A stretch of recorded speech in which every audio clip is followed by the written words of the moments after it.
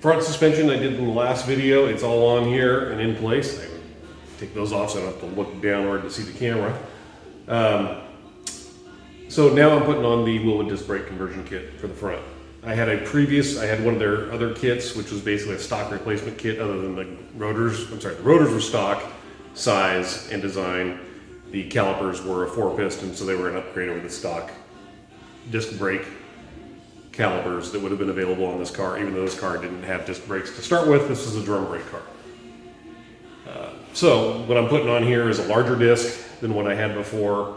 They're a two-piece disc, so it's an aluminum hub with a steel, or actually cast iron rotor.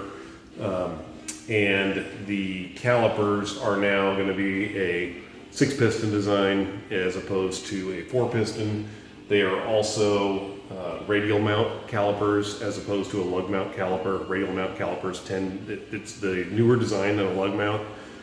They claim that they work better. Honestly, I've ridden motorcycles with both styles and I don't notice the difference, but anyway, it's the newer, better design. So they say they flex less. So stock drum brake front spindle here, which is where your drum brake backing plate would have mounted to here and here. And then your drum brake would have gone over the end. I've already prepared the rotors and hubs. So here's the new rotor. It has the aluminum hub is already put together. The bearings are already in there. I've greased the bearings. Everything's ready to go on. I've already done the left side. This kit does install a little bit differently than the one I did previously, so I kind of did the left side so I figured out what I was doing so I wouldn't look like a complete idiot on camera.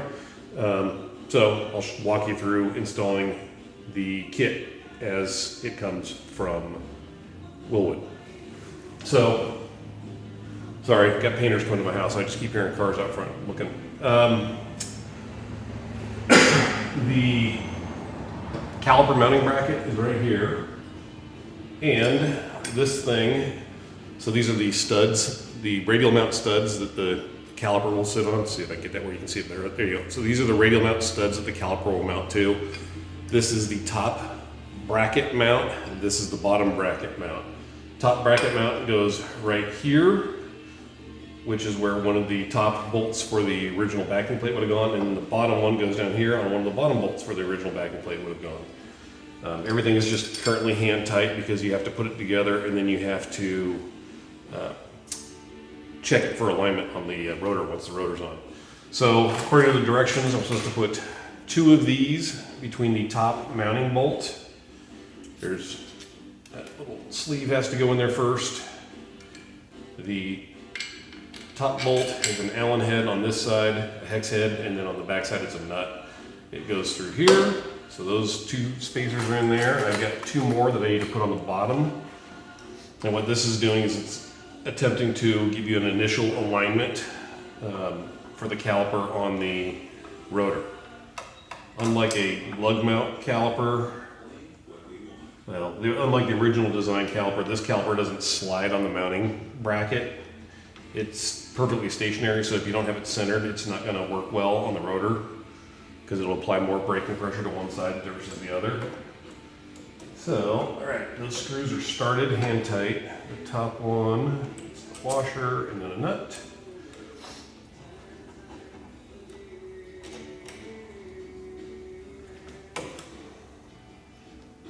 All right, there's that. Nope, the bottom one, I forgot to put the washer on first. Let me back that off. Trying to hold this together so I don't drop the spacers out of there. There we go. All right, so the bottom one I'm going to tighten up, and the top one I'm going to leave a little bit, I'm going to leave it loose because that's a lock nut. And if I keep cranking it down and loosening it back up, it's going to lose its lock nut ability. So this one is not a lock nut. It will require Loctite or some sort of thread locker once I'm all done here. So, put my glasses on so I can see what I'm doing here. This is pretty parallel. It's not loose. There's no flex in the top here. So, what I'm going to do now is I need to put the rotor on.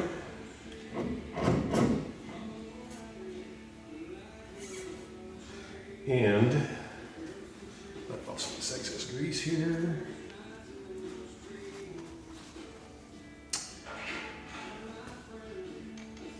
And what I'm going to do is I'm going to tighten this down just very loosely. Basically just hand tie it. I'm using an impact gun, but I'm cranking on it. It's nice and loose, the wheel spins freely. So now what I need to do is I need to measure the gap between the mounting bracket here and the rotor on both of these. And I want them to be even. You don't want the caliper trying to sit on the rotor cranked to one side or the other because the brakes won't work properly. So I'm using just a little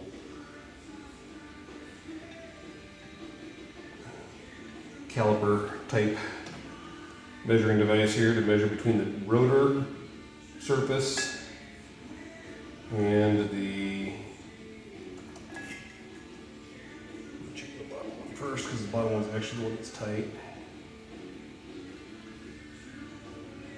All right, so there's my measurement for the bottom of this.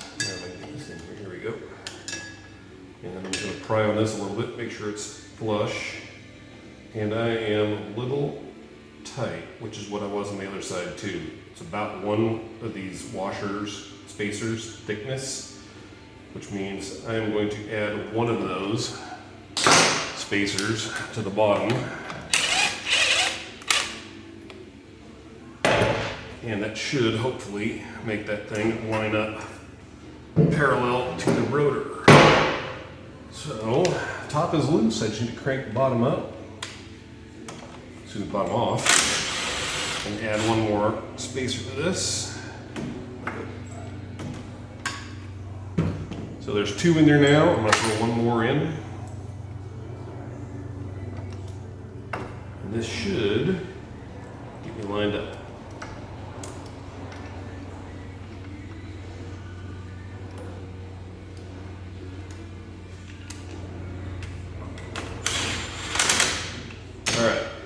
Bottom is snug. Throw this back on.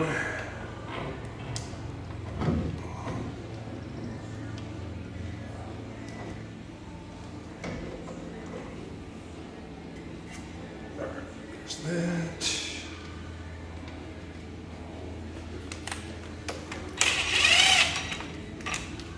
Alright. Go back to snug here. It's in place. I'm going to check my gap here.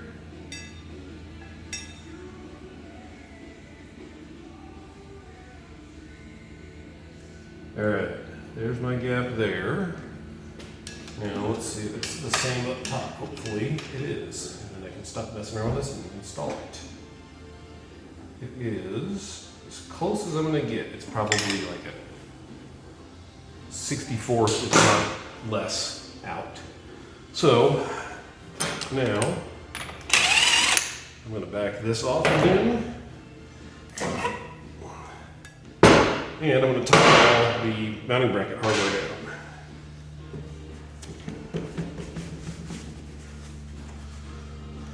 So the bottom one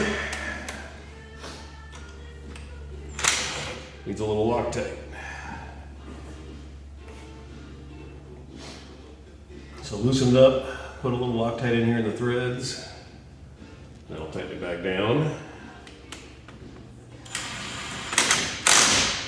I need to do the same thing with these two brackets. There are two bolts that hold these two brackets together. Back it off till I got a bunch of thread showing. Throw a little drop of red Loctite in there on the threads. There may have been a little more than a drop. There's that one. One more up top. And then I'll tighten all this up. I don't trust my little 1/4 inch drive impact gun here for tightness, so I'll put a wrench on these and tighten them up.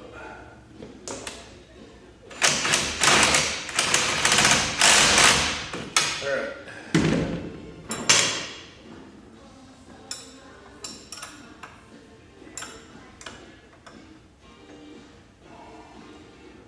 Helps if I go the right direction.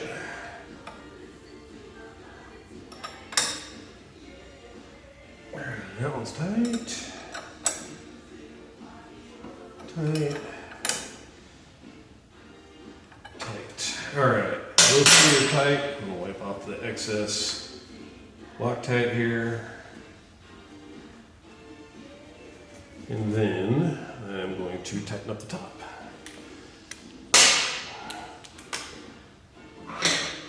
Which is a lock nut, so I don't have to worry about putting any thread locker on it.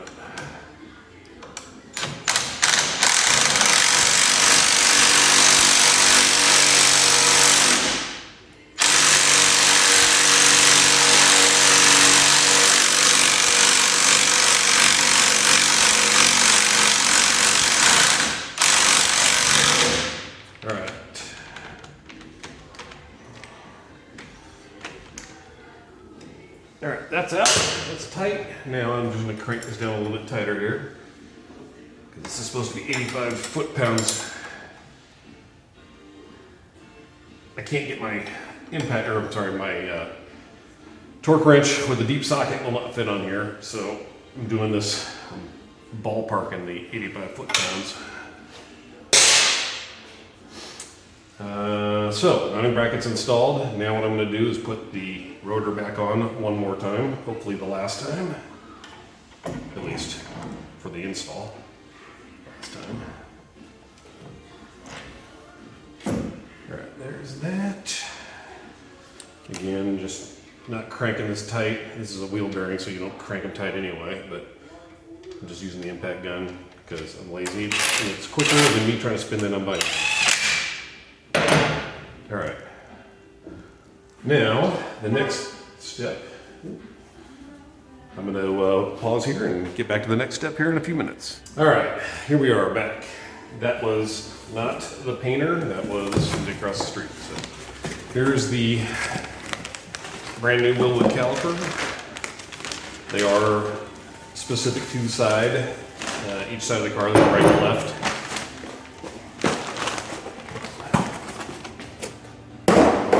Pile of boxes. So, this is a Wilwood 6-piston caliper. See if I can get this to where you can see. All right, so there we got two smaller pistons there and one larger piston. The way they tell you to identify these, besides the fact that they're labeled left and right on the box, is the larger piston is going to go towards the the following edge on the rotor. So as the rotor spins forward on the car, the large piston is the last one that it should be contacting. So the way this mounts, you've got the two large holes there, those mount on that mounting bracket. Installation instructions tell you to install two of these shims, spacers, whatever you want to call them, onto those mounting studs. And they also tell you to put a little bit of light oil on there, probably to prevent rust, I'm assuming, since this thing does not slide around on these. And put the glasses back on so I can see what the hell I'm doing again. If it's within arm's reach, I can't see it. Anything beyond my fingertips, I can see perfectly fine. Getting old sucks, but it beats the alternative. Alright, so there we go. A little bit of light oil on those two mounting studs so that they will not rust. And the two shims are on each one. So now I'm going to put this on here. So I'm looking for two things once I have this on. Checking alignment to the caliper, and the gap should be about even from this portion of the rotor right here. So I got the caliper, the inner portions of the caliper. You want them to be about evenly spaced at the gap between the rotor and the caliper. So I'm looking at those, and those are looking pretty even up top, and they are looking even at the bottom, so that tells me my mounting bracket that I put on there is aligned properly. The other thing I'm looking for, not only is it aligned properly, but I put the correct number of spacers in there and it moved it out so that it is centered on here. Then the other thing I'm looking for is I want to check the gap between the caliper. I need a flashlight so I can see what's going on over here. I need to check the gap between the rotor here and the caliper in here. Because if you don't have enough space in there, it's going to drag on that, which would be very bad. do not need metal parts dragging on each other. Alright, so that's tight. I got plenty of gap there. See if I can work my head in here. There we go. And I got plenty of a gap there. Alright, we're good. So at this point, I'm going to put the washers for the mounting nuts on that, on the studs, and then I will take the lock nuts that came with this caliper, or that came with the lock nuts for the caliper, mounting studs. Start those. Grab my ratchet here.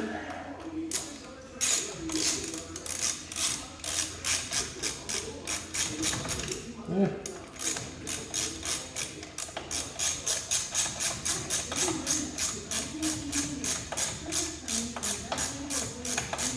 Oh, and I just noticed something on this caliper when I was talking about you need to make sure they're going the right direction. It actually has an arrow telling you which direction the rotor should be turning, and I can find it here, and the rotor is actually marked with an arrow as well. So this stuff is, once you understand the directions, because their directions are, I don't know what I would call them, vague, maybe too technical for some. You know, if you're just a regular garage mechanic, or talking about certain things, using terms that you may not be aware of. So if you can understand the directions, the actual parts are pretty idiot-proof, as long as you follow the directions. So,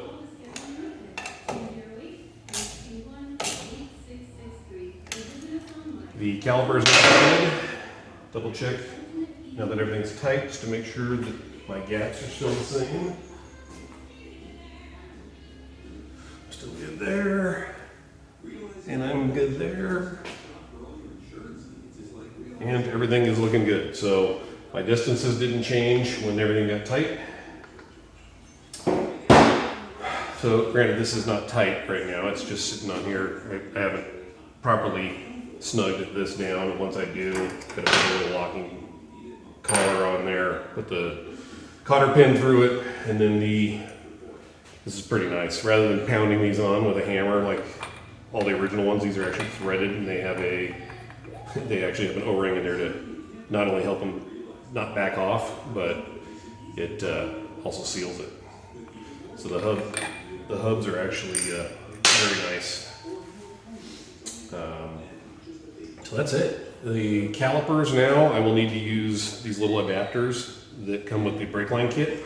This one I just have the brake line sitting here loosely. So this is the Wilwood brake line kit. They're steel braided brake lines. This little adapter screws into the back of the rotor, the caliper in the middle. So if this was the back side of it, it's about here in the middle of it. One of the things you're gonna worry about, since this is a 90-degree angle fitting here that screws into the caliper, it can direct your hose any direction depending on how tight you make this. So what you need to do is you wanna figure out which direction is gonna be best for your hose. Obviously you don't want it sticking out straight to the back because it's gonna run right into your wheel or tire. You don't want it sticking straight forward because then it's going to get tied up all in the suspension as the car is moving up and down.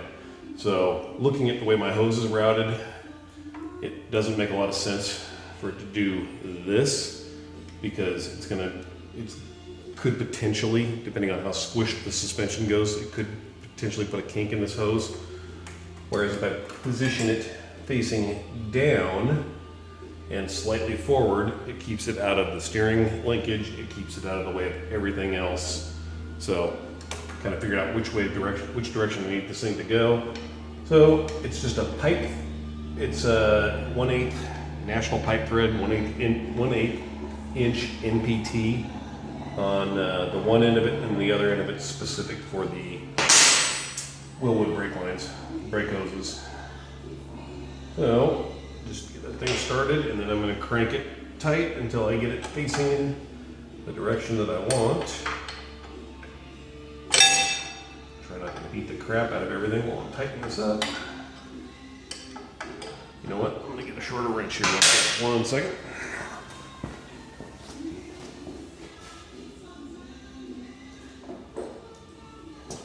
The long-handled wrench I'm using there doesn't give me a lot of room to move, whereas a nice little stubby wrench here, I can spin it around and not hit a bunch of stuff until it starts getting tight.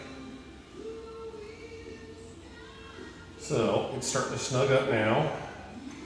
What I'm going to do is I'm going to get this thing, I'm about a quarter of a turn off from where I want it. So now I'll use the loader wrench because it gives me a little bit more leverage. And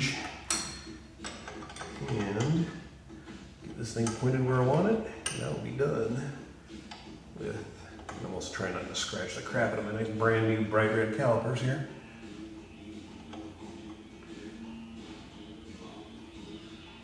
So there's that, nice and snug. The brake hose just threads right onto here. And as soon as I'm done screwing this on, I will actually grab the camera and let's take a look and see what it looks like on here. Since you can't really see from the angle of the camera currently. All right, let me take this thing out of the mount. So what we got here is, here's the back side of the caliper right here. This is the fitting I just screwed in. Here's where the hose connects. Drops down. Trying to see if I can see in the camera here. There we go. Drops down, goes up, and then it comes back around here to where the brake line fitting is. So, that back. So there it is. The right side, it's just snug. It's all hand tight. Granted, the caliper's all mounted tight, but the brake hose itself is not tight. So I will tighten that all up, and then we are good to go. Go back and do the same thing on the driver's side.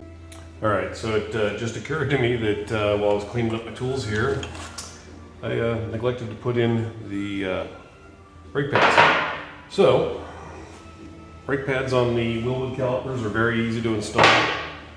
There's a bolt. In this case, on the previous ones that I had, it was a like a cotter pin kind of setup.